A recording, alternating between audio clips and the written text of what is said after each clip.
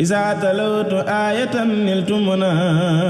Daaru Njaay bio ay médecin tradipraticien yu mag ci wàllu fajum cosaan andil nañu leen ay garab yu baax 100% naturel yu leen dul jox benn jafe-jafe tey faj seeni jàngoro nu mu gën a gaawee andil nañu leen produit hémorroïde bu efficace lool te gaaw ci faj sa hémorroïde ñetti takk lay doon takk bu nekk 3 jours nga koy naan traitement bi lépp di 9 jours nga tàqalikook hémorroïde ba faaw ba tey ñu andil leen garabu ndoxum siti bu efficace lool moom it juróomi takk lay doon takk bu nekk 2 jours nga koy naan traitement bi lépp di 10 jours maanaam fukki fan nga tàqalikook ndoxum siti ba faaw fàttewuñu nag benn yoon góor ñi am faiblesse sexuelle maanaam néew kàttan moom it traitement bu gaaw efficace lool nga tàqalikook sa jàngoro ba faaw ma ne daw leen gaaw seeti Daaru Njaay bio seeraan bi di Serigne Modou Diop seen numéro téléphone 77 739 54 88 wala 76 678 71 52 am nañu siège Dakar Touba Kaolack Louga Saint-Louis Mbour ak Thiès ma ne Daaru Njaay bio bii moo gën ci yéen.